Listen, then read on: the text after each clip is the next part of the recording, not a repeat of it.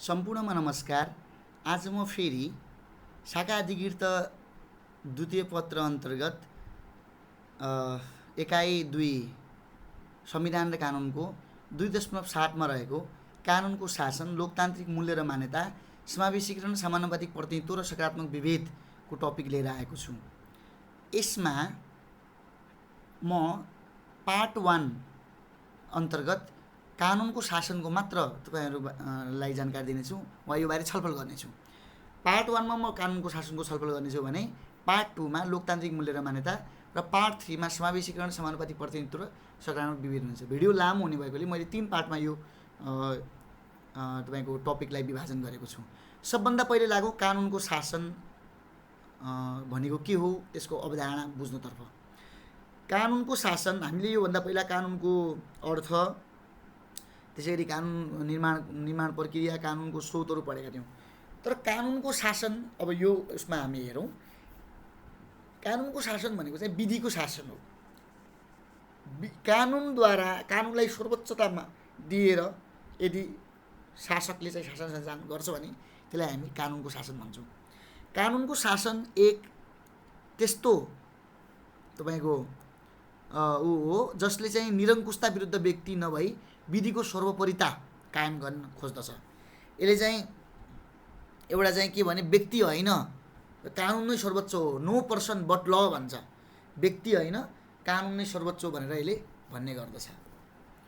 अर्को कुरा के छ भन्दाखेरिमा यसमा हामीले बुझ्नुपर्ने, यसको अभिप्राय कानुन सर्वोच्च हुनु र राज्य व्यवस्था कानुन बमोजिम सञ्चालित हुनु हो। राज्य व्यवस्था कानुन बमोजिम चल्नु, व्यक्तिबाट नचलेर, व्यक्तिको मनमर्जीबाट नचलेर कानुनद्वारा चाहिँ शासन चल्नु नै कानुनी शासन हो। यसलाई हामी कानुनी राज्य पनि भन्छौँ।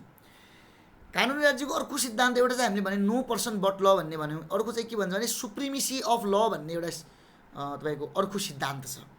कानुनी शासनको मुख्य सिद्धान्तहरूमा कानुनी सर्वोच्चता, कानुनी समानता भन्छ अर्को, इक्वालिटी बिफोर द ल, कानुनको अगाडि सबै कुरा समान छन् भन्ने हुन्छ।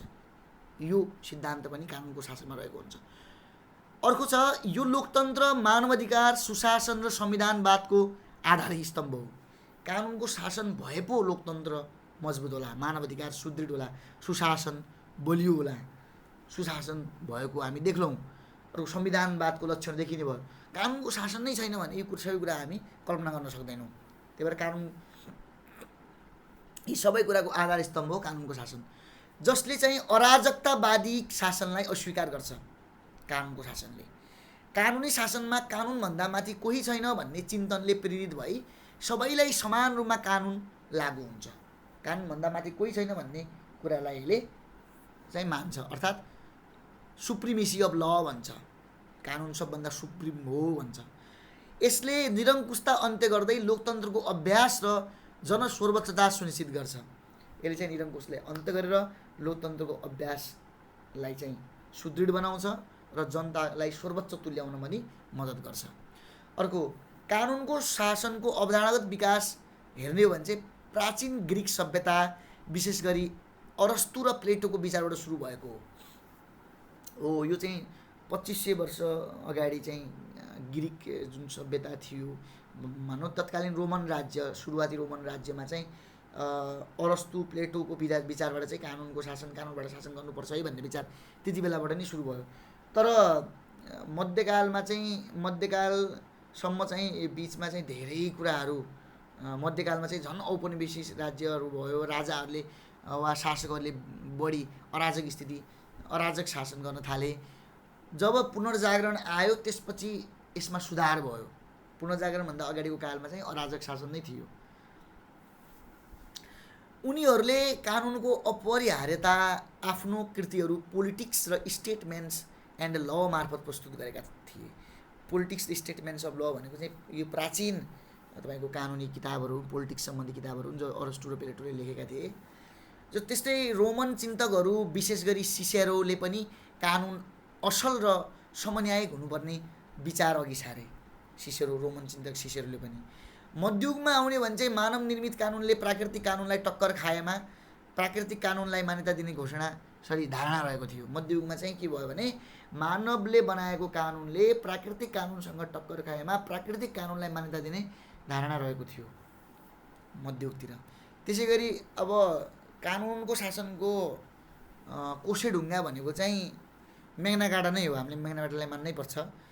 सन् 1215 को मेग्ना कार्टा चाहिँ कानुनी शासनको विकासमा कोसेढुङ्गा साबित भयो। मेग्ना कार्टा भनेको महाअधिकार पत्र हो। यो चाहिँ राजासँग रहेको अधिकारलाई सीमित तुल्याइदियो मेग्ना कार्टाले। यसले व्यक्तिको अधिकार, न्याय र राजा तथा उसका कर्मचारीहरूले कानुन पालन गर्नुपर्ने कुरालाई स्पष्ट पार्यो। राजाले पनि कानुन पालन गर्नुपर्छ है भनेर पहिलोचोटि भनेको कसले हो? मेग्ना कार्टाले।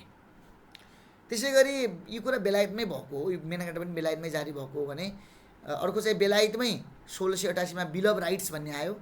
बिल अफ राइट्स यो पनि महाअधिकार पत्र हो, तपाईँको अधिकार पत्र नै हो। योले पनि कानुनको सर्वोच्चता र जनप्रतिनिधित्वको महत्त्वलाई जोड दिएको थियो। जनप्रतिनिधित्वको महत्त्व हुन्छ, कानुनको सर्वोच्चता हुनुपर्छ भन्ने कुरालाई यसले बढी जोड दियो। त्यसै गरी त्यसको 100 वर्षपछि ठ्याक्कै लगभग 90 वर्षपछि चाहिँ अमेरिकी स्वतन्त्रता सङ्ग्राम भयो 1776 मा र फ्रान्सेली राज्य क्रान्ति 1789। यी दुई क्रान्तिहरू जो छन्, सङ्ग्राम क्रान्तिहरूले पनि कानुनको शासनको स्थापनामा महत्त्वपूर्ण भूमिका खेले। यो चाहिँ अमेरिकी स्वतन्त्रता सङ्ग्रामले चाहिँ अमेरिकामा ब्रिटिसहरूले चाहिँ कोलोनी बसाएर उनलाई चाहिँ अमेरिकीहरूलाई व्यापार गर्न चाहिँ व्यापारमा चाहिँ धेरै कर लगाइरहेको थिए, त्यसलाई चाहिँ खत्तम गर्यो त्यसले। अब फ्रान्सेली राज्य क्रान्तिले पनि चाहिँ तपाईँको जुन फ्रान्सका राजा लुई 16 थिए, तिनले चाहिँ अब धेरै जनताहरूलाई चाहिँ आफूले तपाईँको लग्जरियस लाइफ जिएर चाहिँ जनताहरूलाई धेरै दुःख दिइरहेका थिए फ्रेन्चका तत्कालीन राजा लुई 16। अब लुई 16लाई चाहिँ यो फ्रान्सेली राज्य क्रान्तिले निकालिदियो। लुई 16लाई चाहिँ तपाईँको गिलोटिन माथिबाट झराएर चाहिँ लुई 16को घाँटी काटिएको थियो, तपाईँको हत्या गरिएको थियो। फ्रान्सेली जनताले हत्या गरेका थिए लुई 16लाई। गिलोटिन भन्ने एउटा मसिन हुन्थ्यो, त्यो मसिनले चाहिँ तिनको घाँटी काटेर।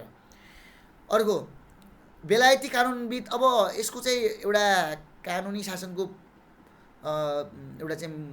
शासनबारे चाहिँ औपचारिक रूपमा परिभाषा दिने र यसको प्रतिपादकको रूपमा चाहिँ बेलायती कानुनविद एबी डाइसीलाई मानिन्छ। एबी डाइसीलाई चाहिँ कानुनी शासनको प्रमुख प्रतिपादक मानिन्छ।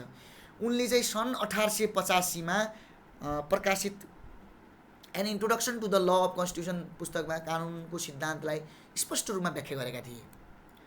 एबी डाइसीलाई कानुनको शासनको व्यवस्थित प्रतिपादन गर्ने श्रेय जान्छ। उनले सन् 1885 मा introduction to the law of constitution पुस्तक मार्फत कानुनको शासनलाई, अब यो मैले अघि नै भने उहाँको रहेछ। उनको सिद्धान्त उनले के मानेका थिए भने, फर्स्ट उनको एउटा चाहिँ सिद्धान्त थियो स्वेच्छाचारी शक्तिको अभाव। कानुनी शासन हुनुको लागि के हुनुपर्छ? स्वेच्छाचारी शक्तिको अभाव हुनुपर्छ उनको भनाइ थियो। अब्सेन्स अफ आर्बिट्रेरी पावर हुनु हुँदैन भन्थ्यो उनले। कानुनभन्दा माथि कोही छैन र कसैलाई कानुन उल्लङ्घन बिना सजाय दिन मिल्दैन। राज्य शक्तिको स्रोत जनता हुन् र सबैले कानुन पालना गर्नुपर्छ भन्ने उनको सोच थियो। अर्थात् स्वेच्छाचारी शक्ति हुनु हुँदैन भन्ने उनको सोच थियो। दोस्रो उनको चाहिँ के थियो भने सिद्धान्त, कानुनको अगाडि समानता हुनुपर्छ भन्ने सिद्धान्त थियो।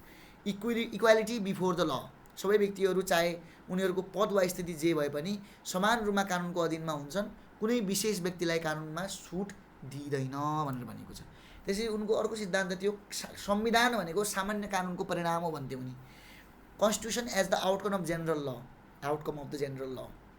संविधान संसद र न्यायालयले गरेका निर्णयहरूको परिणाम हो जसले व्यक्तिका अधिकारहरूको संरक्षण र विकासमा योगदान पुर्याउँछ भनेर उनी भन्थे। अर्को हेर्ने हो भने चाहिँ डाइसीले बेलायती परिवेशमा यी सिद्धान्तहरूको व्याख्या गरेका थिए। तर एउटा चाहिँ हामी यी सिद्धान्तमा लिमिटेसन के देख्छौँ भने उनले चाहिँ संसारभरिको देशहरूमा चाहिँ उनी गएनन् वा त्यहाँको परिवेशलाई हेर्ने, उनले चाहिँ बेलायतको परिवेशलाई हेरेर यो कुरा गरे। अब कानुनी शासनको उद्देश्य के हो त? कानुनी शासनको मूल उद्देश्य भन्ने भने चाहिँ स्वेच्छाचारिता अन्त्य गरी असल र उत्तरदायी शासनको निर्माण गर्नु हो। अरू उद्देश्यहरू हेर्ने भने चाहिँ असल सरकार र राज्य प्रणालीको विकास गर्ने, कानुनी सर्वोच्चताद्वारा नागरिक हितको प्रवर्धन गर्ने, त्यसै गरी कानुनको निष्पक्ष र समान प्रयोगको सुनिश्चित गर्ने, त्यसै गरी शक्ति पृथकीकरण र सन्तुलनद्वारा शक्ति दुरुपयोगको रोकथाम गर्ने, त्यसै गरी सरकारी निरङ्कुशताको अन्त्य गर्ने, यस्ता कुराहरू छन्। त्यसै गरी तपाईँको स्वतन्त्र, निष्पक्ष र सक्षम न्याय प्रणालीको विकास, न्याय प्रणालीलाई पनि सक्षम बनाउने, यी कुराहरू यदि जुन राज्यमा छ त्यो राज्यमा चाहिँ हामी कानुनी शासन छ भनेर भन्न सक्छौँ। यी कुराहरू जुन हामी जुन देश वा राज्यमा देख्छौँ भने हामी त्यो देशमा चाहिँ कानुनी शासन राम्रो छ भनेर भन्न सक्छौँ। अर्थात् त्यो देशमा रुल अफ ल राम्रो छ, त्यो देश चाहिँ कानुनी शासनमा धेरै अगाडि छ भन्न सक्छौँ। अब नेपालको त परिप्रेक्ष्यमा हेर्नु भने चाहिँ नेपाल चाहिँ विश्वको सन्दर्भमा त धेरै पछाडि छ, तर दक्षिण एसियामा एउटा रुल अफ लको इन्डेक्स आएको थियो। त्यो रुल अफ लको इन्डेक्समा चाहिँ दक्षिण एसियामा चाहिँ नेपाल अगाडि थियो। त्यसै गरी कानुनी शासनको पूर्व शर्त के हो, कानुनी शासन हुनुको लागि के हुनुपर्छ? कानुनी शासन के तपाईँको उत्तर कोरिया जस्तो मुलुकमा हुनसक्छ र सक्दैन नि त। त्यही भएर कानुनी शासनको लागि पूर्व शर्तहरू चाहिन्छन्, जस्तो लोकतान्त्रिक शासन व्यवस्था चाहियो एउटा त, ठिक छ। अर्को कानुनी सर्वोच्चता र समानताको अवस्था चाहियो। लोकतान्त्रिक शासन व्यवस्था छैन भने कानुनी शासन हुन सक्दैन। अर्को मानवाधिकारको सम्मान र संविधानवादको मान्यता चाहियो। संविधानभित्र संविधानवादको विशेषता हुनु पर्यो, मानवाधिकारको सम्मान हुनु पर्यो त्यो देशमा वा राज्यमा। न्याय प्रणाली स्वतन्त्र र निष्पक्ष हुनु पर्यो। त्यसै गरी शक्तिको प्रयोग चाहिँ वैध, पृथकीकृत र सन्तुलित हुनु पर्यो। यदि शक्ति पृथकीकरण चाहिँ अवैध छ भने कानुनी शासन भएको मानिँदैन। त्यसै गरी स्वेच्छाचारिता र दण्डहीनताको अन्त्य हुनु पर्यो। कुनै पनि देश वा राज्यमा चाहिँ स्वेच्छाचारिता र दण्डहीनता मौलाएको छ भने त्यो देशमा हामी कानुनको शासन छ भनेर भन्न सक्दैनौँ। त्यसै गरी राजनीतिक संस्कार र प्रतिबद्धता हुनु पर्यो, असल राजनीतिक संस्कार र प्रतिबद्धता हुनु पर्यो। कानुनी शासनको कर्ता को हो त? कानुनी शासन मतलब कसले कानुनी शासन सम्हाल्छ भन्ने कुरा आयो। कानुनी शासनको प्रमुख कर्ता भनेको उसरी सरकार नै हो, सरकारले नै कानुनी शासन दिने हो, सरकार र राज्य नै हुन्। साथै राज्य प्रणालीसँग प्रत्यक्ष वा परोक्ष सरकार परोक्ष रूपमा सम्बन्धित अन्य राष्ट्रिय तथा अन्तर्राष्ट्रिय संस्थाहरू पनि यसको संरचनात्मक अङ्ग हुन्। अरू पनि छन्, जस्तो एनजिओहरू, आइएनजिओहरू, त्यसरी नागरिक समाज भयो। ती संस्थाहरूमा कार्यपालिका, व्यवस्थापिका, न्यायपालिका, संसदीय समितिहरू, संवैधानिक निकायहरू, नागरिक समाज, गैर सरकारी संस्थाहरू, क्षेत्रीय सङ्गठनहरू, अन्तर्राष्ट्रिय सङ्गठनहरू जस्तै संयुक्त राष्ट्र सङ्घ यस्ता पनि समावेश छन् कानुनी शासनको कर्तामा। अब हामी जाउँ कानुनी शासनको महत्त्व के छ भन्नेतर्फ। कानुनी शासनको महत्त्व भनेको कानुनी शासनले जे काम गर्छ त्यो नै त्यसको महत्त्व हो। कानुनी शासनको महत्त्वमा हामी चाहिँ शक्तिको सन्तुलित र प्रभावकारी प्रयोग सुनिश्चित गर्नु भनेर भन्न सक्छौँ। कानुनी शासनले चाहिँ जुन राज्यसँग शक्ति हुन्छ त्यसको चाहिँ प्रभावकारी प्रयोग सुनिश्चित गर्छ, अर्थात् सन्तुलित प्रयोग हुन्छ। व्यवस्थापिकाको अधिकार यदि कार्यपालिकाले लगिदियो भने, कार्यपालिकाको जम्मै मुख्य अधिकार व्यवस्थापिका गऱ्यो भने त्यो शक्ति पृथकीकरण भएन। अर्थात् यसले के गर्छ भने शक्तिको सन्तुलित र प्रभावकारी प्रयोग सुनिश्चित गर्छ। कानुनी शासन भनेकै त्यो हुँदैन भने कानुनी शासन छैन भन्ने बुझ्नुपर्छ। जवाबदेही र सक्षम सरकारको निर्माण गर्नु, निरङ्कुशता र भ्रष्टाचारको अन्त्य गर्नु, नागरिक हितको सर्वोत्तम सुरक्षा गर्नु वा गर्न, अनि त्यो गर्नु वा गर्न, यी कुरा चाहिँ के हुन्, महत्त्व भए। अर्को स्वच्छ र निष्पक्ष न्यायको अनुभव प्रदान गर्नु। अब निष्पक्ष न्याय मिलिरहेछ, स्वच्छ न्याय मिलिरहेछ भने त्यो पनि कानुनी शासनको अनुभव महत्त्व पनि भयो। सामाजिक न्याय र समानताको स्थापनामा योगदान गर्नु। कानुनी शासनले चाहिँ सामाजिक न्याय स्थापनामा योगदान गर्छ, समानता स्थापनामा योगदान गर्छ। तपाईँको अर्को मानवाधिकारको संरक्षण, प्रवर्धन र प्रत्यावृत्ति गर्नु। यसले चाहिँ मानवाधिकारको संरक्षण, प्रवर्धन र प्रत्यावृत्ति गर्छ। जुन देशमा कानुनी शासन राम्रो छ नि त्यो देशमा मानवाधिकारको संरक्षण हुन्छ, प्रवर्धन हुन्छ, प्रत्यावृत्ति पनि हुन्छ। जुन देशमा कानुनी शासन यदि राम्रो छैन त्यो देशमा चाहिँ मानवाधिकार हनन भइरहेको हुन्छ। नागरिक स्वतन्त्रता र सर्वोच्चताको स्थापना गर्नु, यस्ता कुराहरू आउँछन्। अब नेपालमा कानुनी शासनको अवधारणा विकास हेरौँ है, कसरी नेपालमा कानुनी शासनको विकास भयो। सबभन्दा पहिले त हामी 2007 साल पूर्वको अवधि हेरौँ। 2007 साल पूर्वको अवधि, त्यसपछि 2007 सालदेखि 17सम्म, 17देखि 47 यता, यसरी मैले 4 भागमा विभाजन गरेको छु। अब 2007 साल पूर्वको हेर्ने भने चाहिँ नेपालको कानुनी शासनमा कोसेढुङ्गा भनेको 1910 पुस 7 मा आएको मुलुकी ऐन हो। यो चाहिँ नेपालको कानुनी शासनको लागि चाहिँ तपाईँको मुलुकी ऐन जुन राणा प्रधानमन्त्री जङ्गबहादुर राणाले जारी गरे त्यो नेपालको कानुनी शासनको लागि माइलस्टोन हो। पहिलो कानुनको रूपमा यो कार्यान्वयन भएको पनि थियो। नेपाल सरकार वैधानिक कानुन 2004 लागू भए पनि यो संविधान जारी भए पनि लागू भएन भन्न खोजेको है। यहाँनिर जारी भए पनि लागू भएन। यस अवधिमा मूलतः रुल अफ ल नभई रुल बाई लको अभ्यास भइरहेको थियो। रुल अफ ल होइन, रुल बाई ल भइरहेको थियो। कानुनको शासन भन्दा पनि कानुनद्वारा शासन चलिरहेको थियो। 2007 देखि 2017 पूर्व 17 सम्मको अवस्था हेर्ने हो भने चाहिँ नेपालको अन्तरिम शासन विधान 2007 लागू भएको र प्रजातान्त्रिक व्यवस्थाको उदय भयो। तर प्रजातान्त्रिक व्यवस्थाको उदय भए पनि तपाईँको पूर्ण रूपमा संविधानवादको गुणहरू चाहिँ यसमा देखिएन। नेपाल अधिराज्यको संविधान 2015ले संसदीय प्रजातान्त्रिक व्यवस्था प्रस्तुत गर्यो, तर राजा नै शक्तिको केन्द्र रहनु मुख्य कुरा थियो।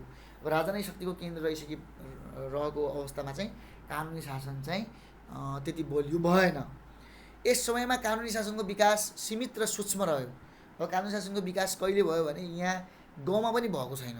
गाउँमा चाहिँ 2019को संविधानले गर्दा 17 देखि 2047 पूर्वको अवधि हेर्ने हो भने, पूर्व भनेको 2020 को अवधि भन्न खोजेको हो। नेपालको संविधान 2019ले निर्दलीय र निरङ्कुश शासनलाई केन्द्रित गर्यो हो। 2019 सालको संविधान चाहिँ संवैधानिक इतिहासमा सबभन्दा निरङ्कुश संविधानको रूपमा मानिन्छ। पञ्चायती निरङ्कुशता थियो, जसले कानुनको शासनमा कुठाराघात गर्यो। ठिक छ, यसले यस अवधिमा चाहिँ कानुनी शासन निष्क्रिय बन्न पुग्यो। अब 47 देखि यता हेर्ने हो भने चाहिँ 2047 सालको संविधानमा चाहिँ संविधानवादका विशेषताहरू थिए। नेपालको अधिराज्यको संविधान 2047 ले चाहिँ बहुदलीय प्रजातान्त्रिक व्यवस्थाको पुनर्स्थापना गर्यो र कानुनी राज्यको अवधारणामा जोड दियो। एउटा चाहिँ राम्रो पक्ष भयो। त्यसै गरी नेपालको अन्तरिम संविधान 2063 ले कानुनी राज्यको अवधारणामा प्रतिबद्धता व्यक्त गर्यो। 2063 को संविधान पनि संविधानवादमै थियो। त्यसै गरी वर्तमान संविधान 2072 हेर्ने भने चाहिँ यसले चाहिँ स्वतन्त्र, सक्षम र निष्पक्ष न्यायपालिकाको साथसाथै कानुनी राज्यको अवधारणाप्रतिको विरोध प्रतिबद्धता व्यक्त गरेको छ। अब वर्तमान संविधानको त के कुरा गर्ने, त्यो चाहिँ आफैमा व्यापक समावेशी संविधान मानिएको छ नेपालको इतिहासमा। अब कानुनी शासनको नेपालमा कस्तो कस्तो व्यवस्था छ वा प्रावधान छ हेरौँ है। कानुनी शासनको नेपालमा व्यवस्था वा प्रावधान हेर्दाखेरि चाहिँ हामीले संवैधानिक व्यवस्था सबभन्दा पहिले हेर्नुपर्ने हुन्छ। नेपालको संविधानको अहिलेको संविधानमा के व्यवस्था छ कानुनी शासनबारे भन्ने हो भने, प्रस्तावनामै हामीले हेर्ने हो भने चाहिँ सार्वभौम सत्ता नेपाली जनतामा निहित, सार्वभौम सत्ता सम्पन्न नेपाली जनतामा निहित छ भनेर भनेको छ। सार्वभौम सत्ता नेपाली जनतामा निहित छ भनेर भनेको छ। स्वतन्त्र, सक्षम र निष्पक्ष न्याय प्रणालीको स्थापना गर्ने भनेर भनिएको छ प्रस्तावनामा। त्यसै गरी प्रस्तावनामै के भनेको छ भने कानुनी राज्यको अवधारणामा र लोकतान्त्रिक मूल्य मान्यताप्रतिको प्रतिबद्धता जनाइएको छ। यहाँ चाहिँ हामी प्रस्तावनामैबाटै देख्न सक्छौँ कानुनी शासनको चाहिँ अलि साइनहरू। त्यसै गरी मौलिक हक पनि अलि समावेशी सहभागिता भन्नाले अलि व्यापक खालको मौलिक हक 31वटा मौलिक हकको व्यवस्था गरिएको छ। मौलिक हक सँगसँगै संवैधानिक उपचारको हकको पनि व्यवस्था गरिएको छ। यदि मौलिक हक कुनै व्यक्तिले तपाईँको सुनियोजित तपाईँको उचित रूपमा पाउँदैन भने त्यो व्यक्तिले चाहिँ सर्वोच्च तपाईँको अदालतहरूमा निवेदन दिन सक्छ मौलिक हक पाएँ भनेर। त्यसमा चाहिँ संवैधानिक उपचारको हकको व्यवस्था गरी संवैधानिक उपचार पनि पाइन्छ। शक्ति पृथकीकरण सन्तुलन र नियन्त्रण। अब शक्ति पृथकीकरण सन्तुलन नियन्त्रण गर्न चाहिँ राज्यका अङ्गहरूमा चाहिँ शक्ति बाँडिएको छ। जस्तो व्यवस्थापिकालाई कानुन बनाउने अधिकार, न्यायपालिकालाई न्याय निष्पादन र न्याय निरूपण गर्ने अधिकार, कार्यपालिकालाई चाहिँ राज्य सञ्चालनको अधिकार दिइएको छ। त्यसै गरी शक्ति पृथकीकरण अन्तर्गत चाहिँ सङ्घीय, प्रादेशिक र स्थानीय व्यवस्थापिकाले हेर्छ भने तपाईँको न्यायालय चाहिँ सर्वोच्च, उच्च र जिल्ला अदालत गरी 3 तहमा न्यायालय छ। तर न्यायालय चाहिँ एकात्मक प्रकारको छ। तपाईँको प्रदेश स्तरमा न्यायालय छैन, त्यस्तो एकात्मक अवस्थामै छ नेपालको न्यायालय। अरू सङ्घात्मक, कार्यपालिका सङ्घात्मक छ, व्यवस्थापिका पनि सङ्घात्मक छ। कार्यपालिका पनि सङ्घीय, प्रादेशिक र स्थानीय तह गरी 3 भागमा चाहिँ यो तहमा विभाजन भएको छ। यसै चाहिँ शक्ति पृथकीकरण र सन्तुलन र नियन्त्रणको सिद्धान्त अपनाइएको छ नेपालको संविधानमा। अब स्वतन्त्र संवैधानिक निकायहरू पनि छन्। यसले पनि कानुनको शासनलाई मजबुत बनाएको छ। नेपालमा 13वटा संवैधानिक निकायहरूको व्यवस्था गरिएको छ। अब यो चाहिँ संवैधानिक व्यवस्था भयो। अब लागौँ कानुनी व्यवस्थातर्फ। कानुनी व्यवस्थाहरूमा हेर्नु भने चाहिँ 2007 सालको संविधान आइसकेपछि सबभन्दा पहिले आएको यो भनेकै तपाईँको ऐन भनेकै नागरिक अधिकार ऐन 2012 हो। त्यसरी मुलुकी फौजदारी अपराध संहिता ऐन 2074 र कार्यविधि ऐन 2074, मुलुकी देवानी संहिता ऐन 2074 र कार्यविधि ऐन 2074। त्यसै गरी सर्वोच्च अदालत ऐन 2048, सुशासन व्यवस्थापन सञ्चालन ऐन 2064 र नियमावली 2065 भइहाल्यो। निजामती सेवा ऐन 2049 र नियमावली 2050, सुशासन सम्बन्धी सरकारको कार्ययोजना र रणनीतिहरू, त्यसै गरी सरकारका विभिन्न क्षेत्रका नीतिहरू, यी सबै कुराहरू चाहिँ कानुनी व्यवस्थामा आए। नीतिगत व्यवस्था पनि यसैमा राखिदिएको छु। सरकारको बजेट र विद्यमान आवधिक योजनाहरू पनि यसैमा आए। अब संस्थागत व्यवस्था हेर्ने भने चाहिँ इन्स्टिट्युसनल प्रोभिजनमा व्यवस्थापिका छ, कार्यपालिका छ, न्यायपालिका छ। राज्यका 3 अङ्ग भइहाले। न्यायपालिकामा सर्वोच्च उच्च जिल्ला अदालत छन्, विशिष्ट गृह अधिकार भयो, संवैधानिक इजलास छ, न्यायाधिकरणहरू छन्।